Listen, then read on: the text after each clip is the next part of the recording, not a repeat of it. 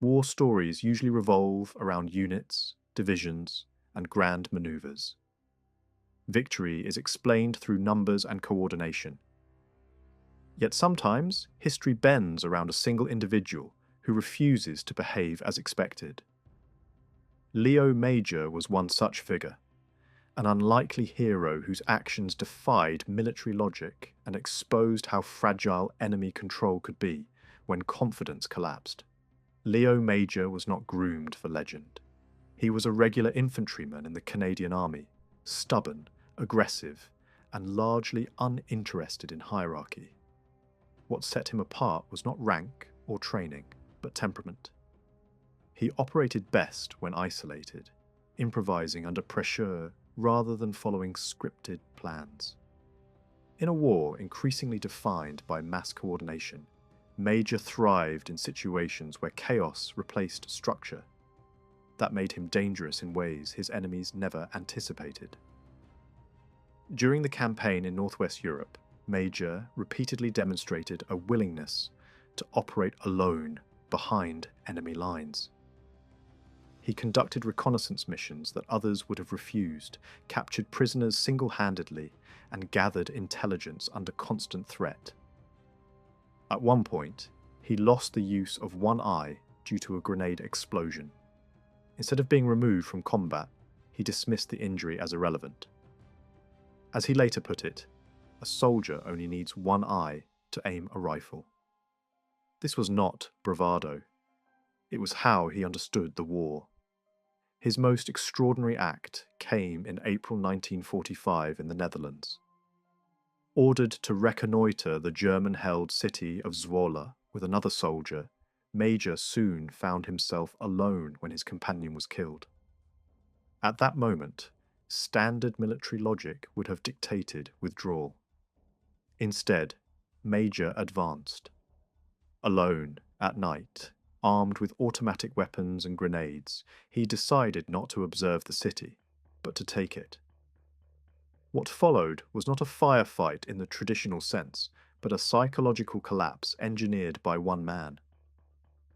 Major moved through the city aggressively, firing his weapons, throwing grenades, and shouting commands to imaginary units. He captured German soldiers, marched them out of the city, and released them with warnings that a large Canadian force was about to attack. From the German perspective, the city was already compromised. Resistance seemed pointless. By morning, German forces had withdrawn, convinced they were facing overwhelming strength. The liberation of Zwolle was achieved without artillery, without an assault, and without a unit. One soldier had convinced more than 100 enemy troops that staying meant annihilation. What Major exploited was not firepower, but expectation. The Germans reacted not to what was real, but to what they believed was inevitable. In this sense, his actions echoed the same logic seen in large-scale deceptions like Operation Fortitude. Control the enemy's perception, and you control his decisions. Leo Major refused medals more than once, dismissing honours as unnecessary or politically motivated. This attitude reflected his broader character. He did not fight for recognition, nor did he frame his actions as heroic. He acted because opportunity presented itself and fear did not restrain him. That combination, initiative without hesitation, made him uniquely effective in moments where conventional command structures would have slowed or failed. His legacy challenges how we define heroism in war. Leo Major did not win battles through superior numbers or overwhelming force. He won by understanding human psychology under stress. He recognized that fear spreads faster than bullets, and that certainty is often weaker than confidence. One man, acting decisively, can unravel the control of an entire occupying force. Leo Major stands as a reminder that warfare is not only shaped by plans and armies, but by individuals who refuse to accept the limits imposed on them. Against more than 100 soldiers, he did not fight a conventional battle. He fought their belief that they still held power, and when that belief broke, the city was free. Military planning is built on redundancy for a reason. One man falls, another takes his place. One unit stalls, another advances. A lone soldier is a liability, easy to isolate, easy to eliminate, and incapable of sustaining pressure. The mission assigned near the end of the war reflected this logic. It was meant to gather information, test enemy strength, and withdraw if resistance proved serious. It assumed restraint. It assumed limits. Leo Major accepted none of these assumptions once circumstances changed. When his partner was killed, the mission was effectively over. Withdrawal would have been justified, even expected. No officer would have questioned it. But Major did not interpret the situation as a failure of the mission. He interpreted it as a change in conditions. Alone, without support, he no longer thought in terms of observation. He thought in terms of initiative. What had been a reconnaissance task transformed into something far more dangerous and far more disruptive. Operating alone stripped the mission down to its most basic elements: movement, noise, fear, and uncertainty. Major understood instinctively that enemy control often depended less on numbers than on confidence. Garrisons hold ground because they believe they are part of a larger system. Units supporting units, command backing action. If that belief fractures, even a strong position can collapse quickly. Alone, he could not defeat an army, but he could make it doubt itself. The mission was never meant for one man because one man is unpredictable. Doctrine depends on predictability. An individual acting outside the expected pattern becomes difficult to interpret. Major exploited this perfectly. His movements did not resemble a patrol. His attacks did not resemble probing fire. From the enemy's perspective, the activity suggested something much larger unfolding beyond immediate perception. That ambiguity did more damage than any direct assault could have achieved. What makes this moment so revealing is that success did not come from strength, but from escalation without confirmation. Major acted as though reinforcement was inevitable, as though resistance was already pointless. He behaved like the advance element of an unstoppable force. The enemy reacted not to evidence, but to implication. In war, implication can be enough. Once doubt spreads, command hesitates, and hesitation is contagious. The mission was never meant for one man because one man cannot be controlled. Major did not wait for orders, clarification, or reassurance. He made the situation conform to his intent, rather than adjusting his intent to the situation. This is precisely why such actions cannot be standardized or replicated easily. They depend on personality as much as circumstance. For every soldier like Major, there are countless others who would have been killed attempting the same thing.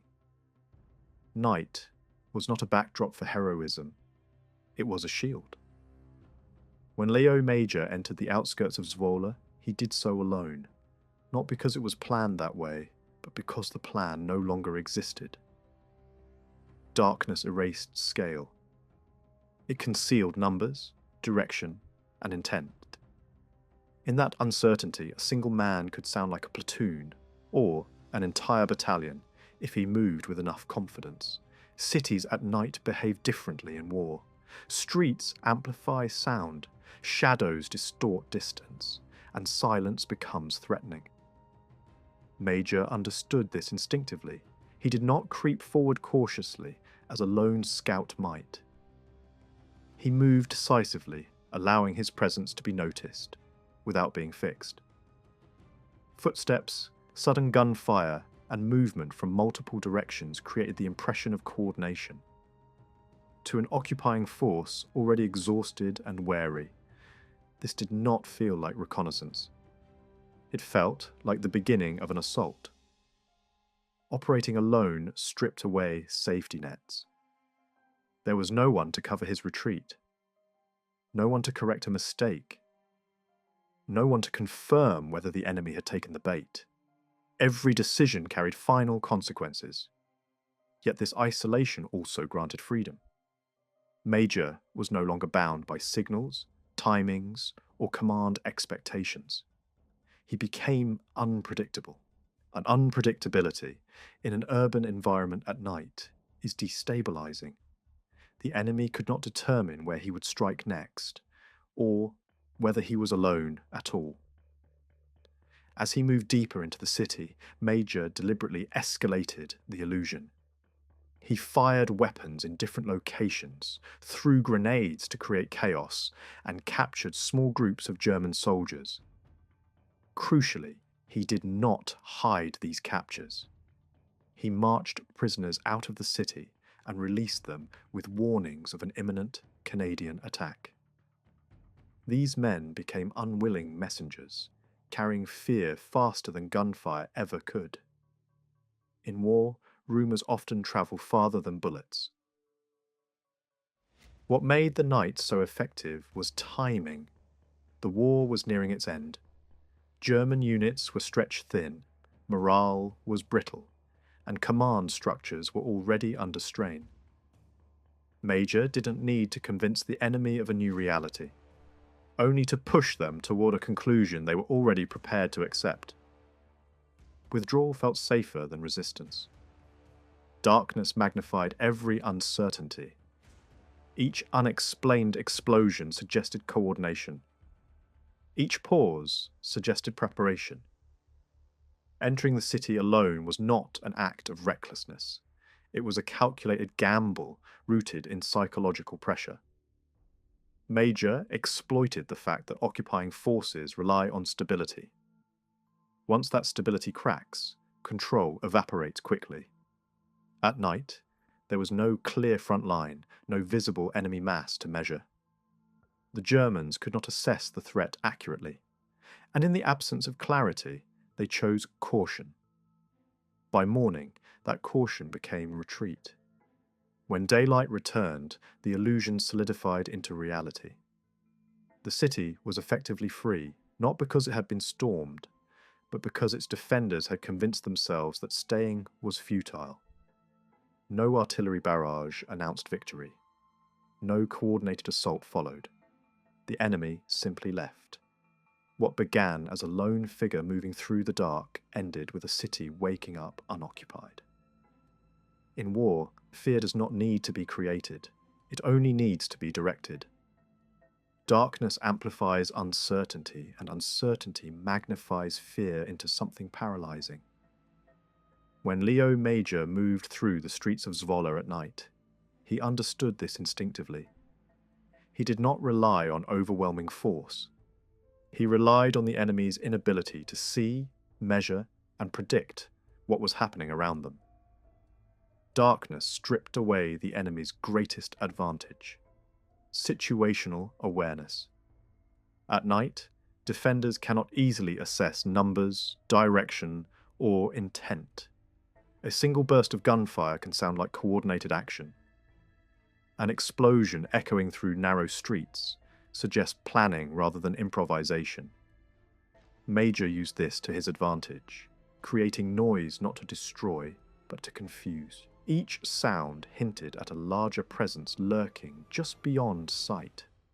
Fear spread not through violence, but through implication. Major did not engage in sustained firefights. He struck briefly, then disappeared, reappearing elsewhere moments later. To German troops, this pattern suggested multiple units advancing simultaneously. No one could tell where the front was. Control depends on clarity. Darkness removed that clarity, leaving defenders to imagine threats larger than reality. Crucially, fear worked because it aligned with the enemy's expectations.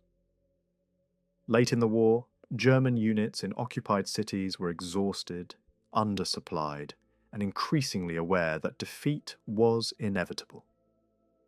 Major did not need to convince them that a major offensive was coming, only that it had already begun.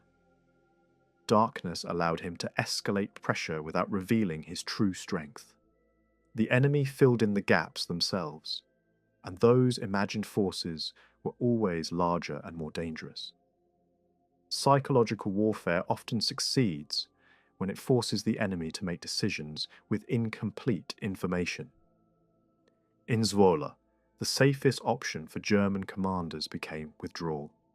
Staying meant risking encirclement, destruction, or capture by what they believed was a larger force. Retreat, by contrast, preserved lives and avoided confrontation. Fear narrowed their choices, pushing them toward the outcome Major needed, without requiring direct confrontation. What makes this tactic so effective is that it turns weakness into strength. Alone, Major lacked numbers, firepower, and support. Darkness compensated for all three. It concealed his isolation, multiplied his presence, and shielded his movements. Fear did the rest. The enemy reacted to perception rather than fact, and perception favored the attacker. Using darkness and fear as weapons reveals a broader truth about combat. Control is fragile. It depends on confidence, communication, and belief.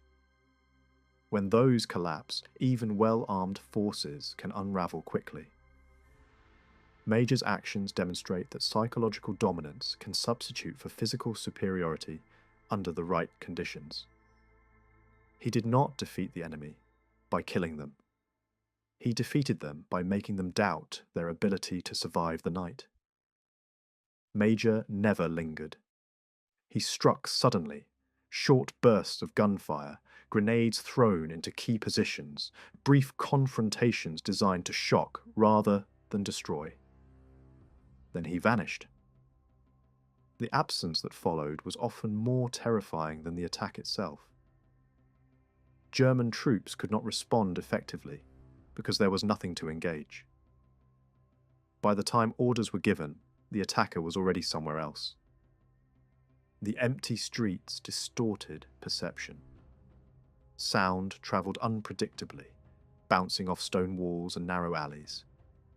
A single rifle shot could seem like a firefight. A grenade exploding near a checkpoint suggested an assault force probing defences. Each hit-and-run attack appeared disconnected, yet together they create the illusion of coordinated pressure from multiple directions. Speed mattered more than firepower. Major avoided prolonged engagements not out of caution, but strategy. Staying meant revealing his position and breaking the illusion. Moving meant survival and dominance. He flowed through the city like a shadow, using side streets, gardens, and alleyways to reappear where the enemy felt safest. Every successful escape reinforced German uncertainty. These attacks targeted morale as much as positions. Soldiers under stress rely on structure. Clear fronts, clear orders, clear threats. Hit-and-run actions shattered that structure. No line could be drawn, no perimeter trusted. Commanders faced reports of attacks everywhere and nowhere at once. The city felt hostile, even though it was nearly empty. Fatigue compounded fear. German troops were forced to remain alert all night, reacting to sudden violence followed by silence. Each false alarm drained confidence. Each unexplained explosion raised doubts about how many attackers were present. Eventually, the question was no longer, where is the enemy, but how many are there? And no one had an answer. Convincing an enemy that a massive assault has begun does not require mass, it requires belief. In Zwolle, belief became reality long before daylight arrived. Leo Major understood that armies rarely collapse when they are defeated head-on. They collapse when commanders lose confidence in what they are facing. His goal was never to destroy the garrison, but to make it feel surrounded. The illusion began with timing. Night stripped German forces of their ability to assess scale. Reports came in rapidly. Gunfire here, explosions there, movement somewhere else entirely. None of it stayed long enough to be measured. To an exhausted command structure, this pattern suggested reconnaissance, followed by probing attacks, the classic opening phase of a larger offensive. The assumption filled the gaps that evidence could not. Noise played a central role. Gunfire was deliberate but brief. Grenades were used sparingly, chosen for their sound as much as their effect. Echoes multiplied each detonation, carrying through streets and across canals. In the dark, sound does not reveal numbers. It exaggerates them. German troops could not tell whether these were isolated incidents or coordinated actions by advancing units. Movement reinforced the deception. Attacks appeared in different parts of the city within short intervals. To defenders, this suggested multiple squads operating under a unified command. The idea of a single soldier producing this effect never entered their calculations. Military logic worked against them. Armies expect enemies to behave like armies. Major exploited that expectation perfectly. Crucially, the illusion aligned with German fears. By 1945, retreat was already part of their reality. Supplies were thin, morale was low, and Allied advances were relentless. When signs pointed toward a sudden night assault, commanders did not ask whether it was real, they asked whether they could survive it. The answer increasingly seemed to be no. Communication failures amplified the effect.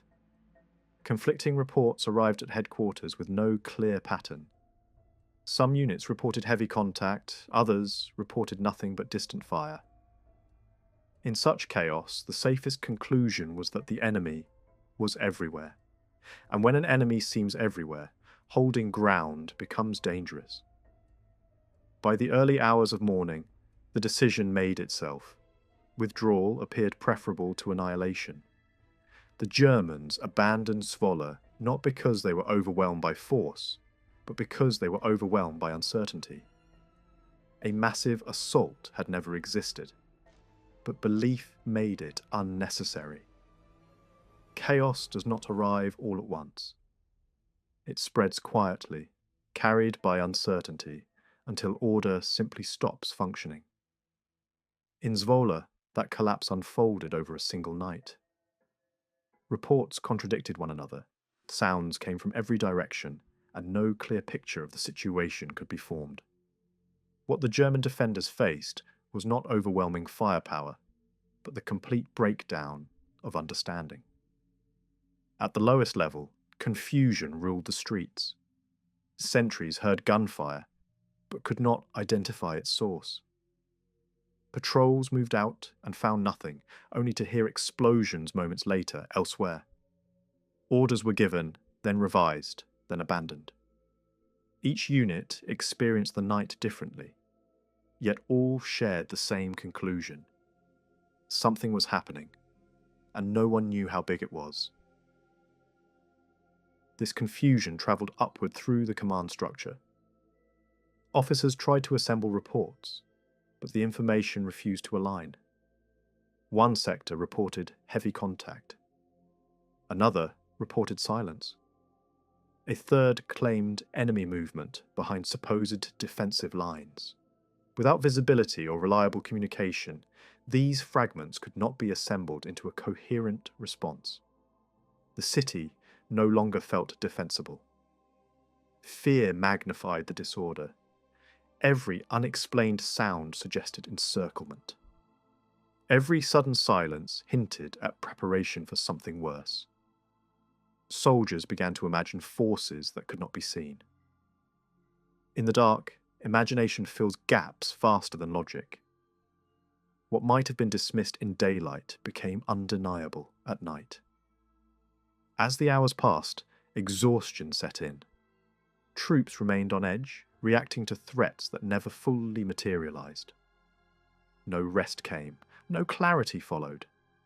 Fatigue weakened discipline, and discipline is what keeps units together under stress. Once that cohesion phrase, withdrawal becomes not only logical, but inevitable. The decision to leave was not marked by panic, but by resignation. One unit moved back, then another followed. Defensive positions were abandoned quietly, equipment left behind, orders simplified to one instruction: get out. No dramatic final stand occurred because no one knew where to make it. The city slipped from German control without a conventional battle. By morning, the chaos had resolved into absence. Streets once held under occupation were empty. What looked like a successful Allied assault was, in reality, the result of psychological collapse triggered by confusion. Leo Major had not destroyed an army. He had dismantled its ability to function. The absence of heavy fighting was not an accident. It was the result of pressure applied with precision rather than force. Throughout the night, fear, confusion, and uncertainty had done what shells and bombs often do, at terrible cost. German units withdrew not because they had been destroyed, but because they no longer believed the city could be held. By the time daylight returned, the battle had already been decided without ever fully taking shape. For the civilians emerging from their homes, the quiet was unsettling at first. Years of war had taught them that change usually came with destruction. Streets that should have been scarred by fighting were untouched. Buildings still stood. Bridges were intact. What they encountered instead was abandonment, checkpoints empty, weapons discarded, positions left behind in haste. Liberation had come without the price cities usually paid for it. This outcome reflected a deeper shift in how battles could be won late in the war. Firepower mattered, but psychology mattered more. When defenders lost confidence in their understanding of events, resistance collapsed quickly. The city did not need to be conquered block by block because it had already been surrendered in the minds of those holding it. At the center of this improbable outcome stood Leo Major, though the people waking up that morning did not yet know his name. His actions ensured that liberation spared the city from destruction. By forcing the enemy to leave rather than fight, he preserved lives, homes, and history. It was a victory measured not in ruins avoided, but in continuity preserved. Liberation without heavy fighting also meant something profound for the future. Infrastructure remained usable. Civilians did not have to rebuild from rubble. The transition from occupation to freedom was immediate, rather than delayed by devastation. What could have been a battlefield became, almost overnight, a living city again. When Allied units approached Zwolle, they expected resistance. Intelligence reports had warned of German forces in the area, and standard doctrine assumed at least some form of urban fighting. Instead, what they found was something deeply unsettling and almost unheard of in wartime Europe. Silence. No gunfire, no barricades, no enemy movement. A town that appeared, against all logic, already free. The first Allied patrols moved cautiously, weapons raised, scanning windows and intersections. Every empty street felt like a trap. In war, absence can be more threatening than presence. Yet step by step, the reality became undeniable. German positions were abandoned. Checkpoints stood unmanned. Equipment lay discarded where it had been dropped in haste. The enemy had left, not under fire, but under fear. Civilians soon emerged, hesitant at first, then increasingly bold. White flags and improvised signals of peace appeared in windows. People pointed down streets, trying to explain what had happened during the night. There had been gunfire, explosions, movement. but no battle. By morning, the occupiers were simply gone. The city had survived the night intact. For Allied officers, the situation defied conventional explanations. Cities were taken through pressure, bombardment, and coordinated assaults, not through disappearance. Reports were sent up the chain of command describing a town liberated without heavy fighting, without casualties, and without a clear explanation. Only gradually did the story begin to surface. At the centre of it all was Leo Major, operating alone ahead of the advancing forces. While the Allies prepared for an assault that never came, Major had already fought a different kind of battle, one of movement, noise, deception, and psychological pressure. The town had been freed not by columns of troops, but by the collapse of enemy confidence. For the Allied soldiers entering Zwolle, this was a rare gift. No ruined streets to clear, no civilians caught in crossfire, no bodies to count at dawn. The city could immediately transition from occupation to liberation, from fear to relief. It was a reminder that every avoided battle saved more than soldiers. It saved communities. The arrival of Allied forces to an already freed town stands as one of the war's quietest victories. It lacked the spectacle of armoured breakthroughs or dramatic firefights, but its impact was profound. Zwolle was liberated twice in spirit, once in the night by a single soldier, and again in the morning when the Allies arrived, to confirm what fear and confusion had already achieved. Legends in war are often forged in massive battles, surrounded by witnesses, medals, and official reports. Leo Major does not fit that pattern. His most extraordinary achievement unfolded largely unseen, in the darkness of a single night, and for years it remained a footnote rather than a headline. His bravery was real, decisive, and yet strangely invisible to the broader story of the war. Major's actions did not resemble traditional heroism. There was no coordinated assault, no supporting units, no dramatic charge. Instead, he operated alone, wounded, exhausted, and deep behind enemy lines. What he achieved relied on judgment rather than orders, initiative rather than planning, and nerve rather than numbers. This kind of courage is harder to record and easier to overlook. Part of why his story faded is that it disrupted how victory is usually explained. Armies prefer narratives of coordination and command, of strategy executed through structure.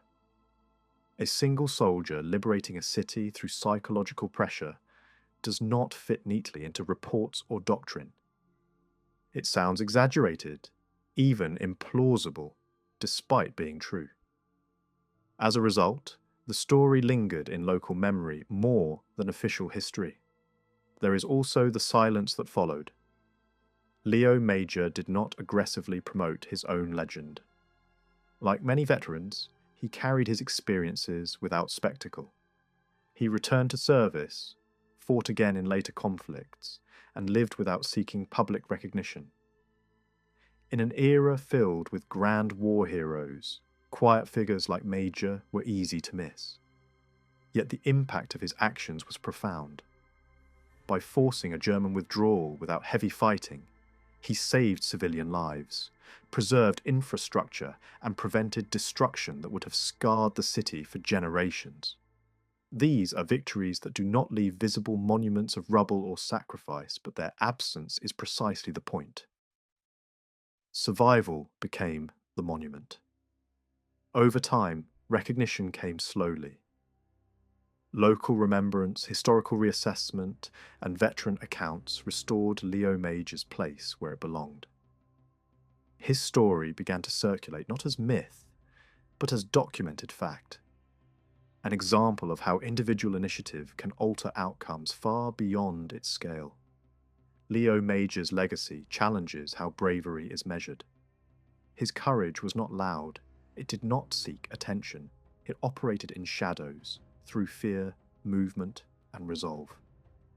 Forgotten for years, his story endures now as a reminder that some of the most decisive acts in war happen quietly, carried by individuals whose impact is only fully understood long after the guns fall silent.